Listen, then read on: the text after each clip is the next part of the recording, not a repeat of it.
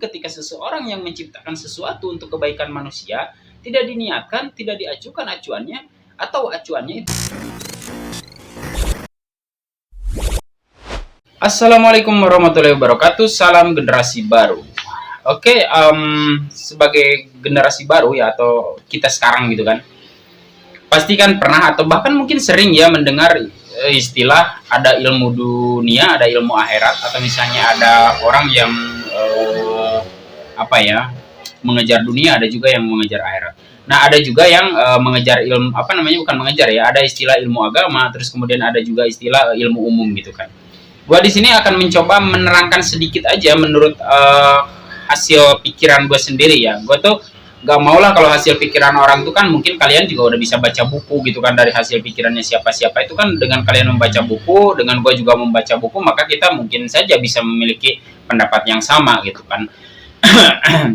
Sedangkan di sini kan kita untuk menjaga rahmatan lil alamin, atau untuk menjaga rahmat dari Tuhan, ya berarti harus berbeda, karena kan Tuhan sendiri yang mengatakan bahwa perbedaan itu adalah rahmat, ya kan, seperti itu. Nah, menurut gue pribadi sebenarnya nggak ada yang namanya ilmu agama dan ilmu umum gitu kan. Tetapi gue akan coba menjelaskan sedikit, atau misalnya mencoba memadukan apa sih yang disebut ilmu agama dan apa sih ilmu umum itu, seperti itu ya. Nah, ilmu agama itu mungkin yang mereka maksud itu seperti belajar kitab suci Al-Quran, terus kemudian belajar hadis, terus kemudian belajar ilmu-ilmu yang biasa digunakan di dalam keseharian, apa, di dalam beragama, seperti itu ya.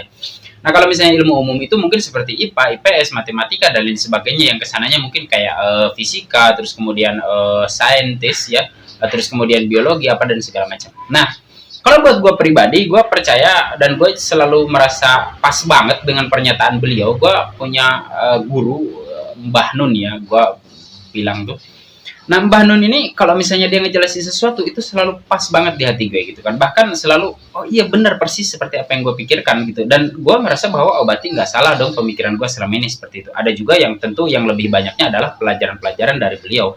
Ada juga Buya Sakur, terus kemudian Gus Baha. Itu tuh sering kali mereka tuh menjelaskan sesuatu itu pas seperti apa yang gue jelaskan. Nah, makanya di sini gue agak memberanikan diri untuk menyampaikan gitu kan.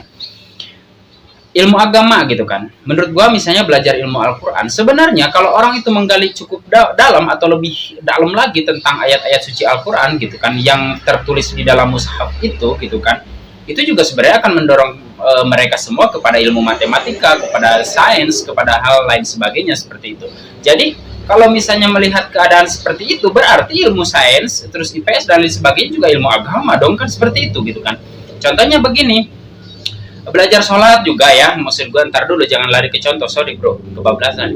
Seperti sholat juga di situ kan sebenarnya mengajarkan kita untuk bagaimana setelah kita apa namanya mempelajari sholat itu cukup dalam, memaknainya dan lain sebagainya, ternyata itu juga mendorong kita kepada sikap-sikap sosial kita gitu kan. Jadi maksudnya adalah dengan sholat itu kita tuh justru akan lebih baik di dalam kehidupan sosialnya gitu kan. Kalau misalnya kehidupan di dalam hubungan kita dengan Tuhan kita perbaiki, tidak mungkin juga kita tidak akan memperbaiki atau menjaga stabilitas atau misalnya kualitas persaudaraan kita di dalam lingkungan sosial, seperti itu gitu kan. Menurut gua sih begitu gitu kan. Jadi arahnya tetap ke sana gitu, kepada sosial. Nah, kalau misalnya di dalam agama mengarah kepada perbaikan sikap-sikap sosial, berarti ilmu sosial juga sama aja dong, implementasi bahkan dari ilmu agama itu ya fakta-fakta ilmu sosial. Contoh, misalnya ketika Rasulullah pernah mengatakan menceritakan tentang masa lalu, dia juga menceritakan tentang apa yang akan terjadi di masa depan. Beliau kan bukan ilmuwan gitu. Nah, beliau itu mengetahui semua itu tuh dari mana? Ya tentu saja mungkin kan dari Al-Qur'an gitu kan. Hasil analisa dia sendiri, atau mungkin Tuhan sendiri yang memberitahukan itu, tanpa dengan status Rasulullah sebagai dokter atau seorang ilmuwan apa gitu kan, tapi dia bisa tahu seperti misalnya sungai Tiberias itu akan surut gitu kan.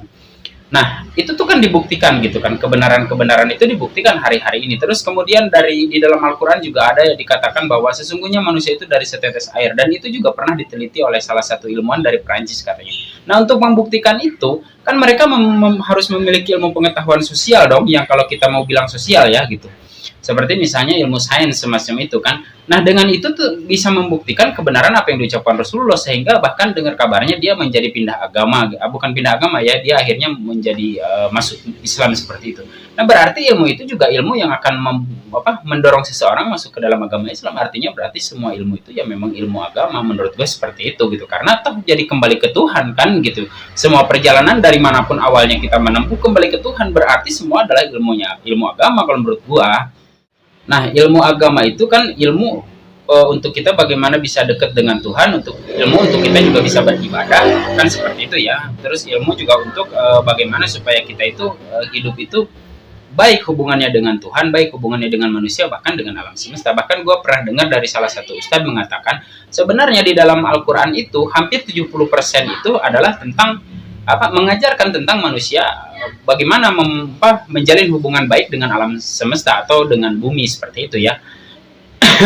Nah, berkaca dari itu semua berarti ilmu sosial yang kita selama ini anggap sebagai IPA itu ilmu sosial maksud gue, berarti itu ilmu agama dong. Kalau memang di dalam Al-Quran itu hampir 70% adalah keterangan-keterangan atau penjelasan-penjelasan atau misalnya arahan-arahan. Kita kan sebagai orang muslim menganggap bahwa Al-Quran itu imam dong. Berarti dia sebagai pemimpin kita kan. Dia memimpin tentang bagaimana kita bersikap kepada alam semesta kan seperti itu. Berarti IPA itu ilmu agama dong gitu kan. Bahkan Bahnun sendiri mengatakan nih yang gua anggap bukan gua anggap sih, yang sudah menjadi guru bahkan dari kita semua kan seperti itu, dia mengatakan justru matematika itu juga ilmu dasar dari sebuah ilmu agama gitu kan. Ilmu dasar ilmu agama itu justru matematika. Kenapa? Karena kita hidup ini kan soal perhitungan antara untung dan rugi gitu kan. Untung dan rugi mungkin dari segi keimanan, terus kemudian finansial dan lain sebagainya kan dengan matematika kita menghitungnya seperti itu kan gitu kan. Sudah berapa hari ini kita berbuat dosa, sudah berapa banyak kan seperti itu. Sudah berapa banyak kita juga berbuat kebaikan kan seperti itu. Jadi kalau misalnya kita mau membedakan misalnya ini kan fisika itu kan ilmu ilmu sosial misalnya gitu kan, ilmu dunia misalnya gitu kan, itu tidak akan bermanfaat bagi akhirat. Enggak gitu. Sekarang kalau ada seorang muslim nih, gua kasih sedikit gambaran ya.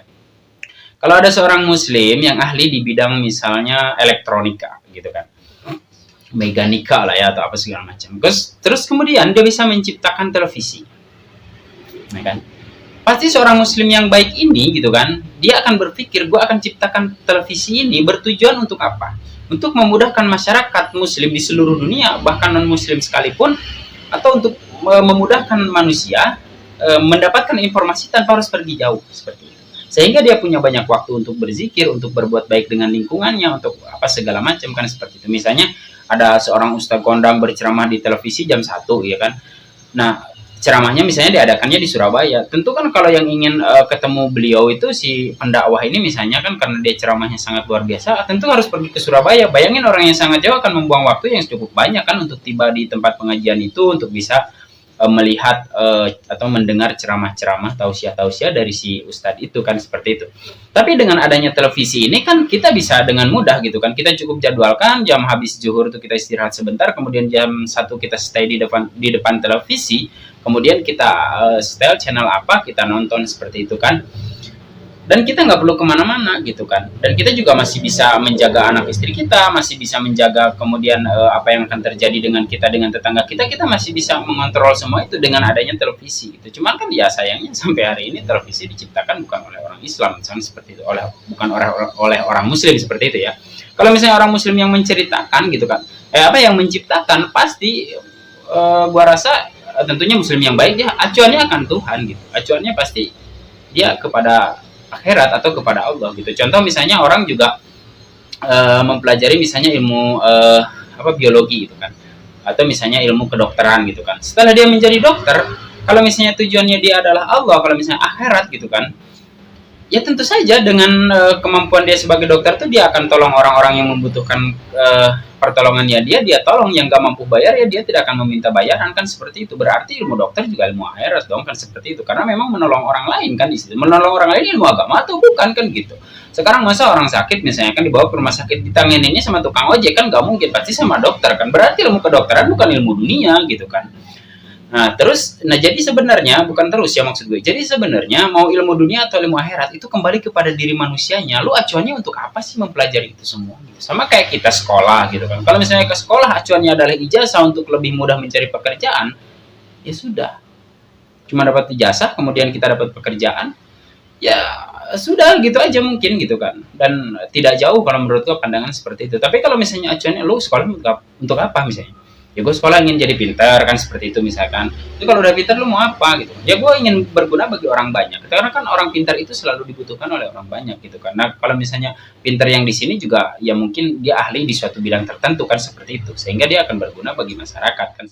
Nah kalau sudah berguna bagi masyarakat berarti orang itu, ya kan, berarti ilmu itu gitu kan untuk apa, ya untuk akhirat nanti gitu. Karena acuannya Tuhan, misalnya dia pergi sekolah terus belajar apapun itu, acuannya Tuhan, acuannya Allah gitu kan, mencari Allah lah ya bahasa ininya, ya ijazah juga akan ikut, ijazah juga akan dia dapatkan gitu kan. Dengan dia masuk ke suatu instansi pendidikan, dia mendapatkan ilmu, ibaratnya tujuannya adalah untuk mencari Tuhan, untuk mencari ridhonya Tuhan, ya ijazah akan dia dapatkan, terus kemudian juga insya Allah ridho Tuhan akan dia dapatkan kan seperti itu, rezeki dan lain sebagainya gitu kan. Jadi bukan misalnya soal pendidikannya apa, yang dipelajari apa gitu kan. Jadi ilmu dunia dan ilmu akhirat itu, atau misalnya ilmu agama dan ilmu sosial itu, kalau menurutku pribadi itu semuanya tuh ilmu agama gitu. Cuman akan cenderung terlihat ilmu sosial itu mungkin ketika seseorang yang menciptakan sesuatu untuk kebaikan manusia tidak diniatkan, tidak diajukan acuannya, atau acuannya itu bukan pada ilahi, bukan kepada ridho Tuhan, tapi lebih kepada keuntungan pribadi. Menurut gua sih semacam itu teman-teman gitu. Cobalah kita berpikirnya agak lebih apa ya, lebih terbuka lagi sekarang gitu. Jangan linier lah kalau kata Mbah Nun tuh, jadi berpikir tuh lurus ke depan, jangan kayak gitulah. Kita berpikir tuh bisa menyamping, bisa ke atas, ke bawah, ke belakang kan seperti itu, melebar semacam itu. Kalau melebar itu berpikir, kita akan tahu setiap sesuatu peristiwa sekecil apapun kita akan jadikan sebagai pelajaran dan akan kita jadikan sebagai pengetahuan baru gitu kan. Kita juga akan menemukan tafsir-tafsir baru. Jadi jangan cuman kita hanya mampu menghafal 1000 kitab gitu dari yang kita baca, 1000 buku dari yang kita baca, semua yang buku yang kita baca, semua kitab yang kita baca itu kan pikiran orang lain gitu loh. Gitu. Dan kita sudah mengklaim bahwa oh ini baku benar. Padahal sebenarnya ada sesuatu atau ada suatu aturan yang itu hanya berlaku di zaman tertentu atau di suatu keadaan tertentu kan seperti itu. Jadi nggak usah memaksakan diri gitu bahwa oh ini nggak boleh, itu nggak boleh, kamu menurut tafsir ini, tafsir ini. Lu sendiri nafsirin kenapa? Kan begitu. Kan boleh tuh kita nafsirin itu. Kalau misalnya tafsiran kita akan menyesatkan umat, ya kan kita juga bisa cari orang, berdiskusi sama orang, kira-kira bener nggak sih tafsiran gue tentang ini begini, tafsiran gue tentang ini begini. Kalau kiranya akan membuat suasana menjadi kacau, suasana menjadi buruk, akan menimbulkan perselisihan yang sangat merugikan masyarakat banyak, ya sudah kita tahan saja gitu. Coba kita pakai trik kedua, door to door, dengan apa yang kita temukan dari hasil tafsir itu. Coba door to door, artinya dari hati ke hati kita obrolkan. Kalau mereka merasa lebih mengerti, lebih nyaman, ya kenapa tidak gitu kan. Perlahan jalankan hal-hal semacam itu gitu kan, dari suatu tafsir yang kita temukan, misal seperti itu kan gitu. Tetapi apa namanya, untuk tiba kepada itu semua kan tentu kita juga mesti belajar gitu, dari pengalaman, dari apa segala macam kan seperti itu. Jangan sembarangan juga kita menafsirkan sesuatu kan, itu juga nggak mudah juga seperti itu ya teman-teman. Jadi jangan berpikir linier ya gitu. Kita harus berpikir melebar, kita juga harus dalam di dalam memikirkan sesuatu agar kita tuh tidak terjebak oleh cerita masa lalu, oleh dongeng-dongeng yang nggak jelas seperti itu gitu kan.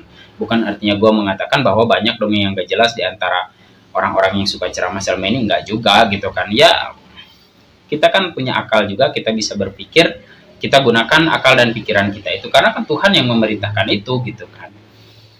Oke, itu aja yang bisa gue sampaikan sementara ini. Mungkin kapan-kapan akan gue sambung, gue tambahin supaya lebih jelas lagi, atau teman-teman mau berkomentar di kolom komentar tentang ya seputar pikiran yang kayak gue sampaikan itu, silahkan seperti itu. Oke, terima kasih. Jangan lupa dukung channel ini dengan cara like and subscribe, dan bagikan ke teman-teman supaya banyak teman-teman generasi baru, generasi kita yang tahu juga soal pikiran-pikiran, dan bahwa kita tuh tidak ada yang melarang untuk berpikir, karena berpikir itu adalah perintah Tuhan.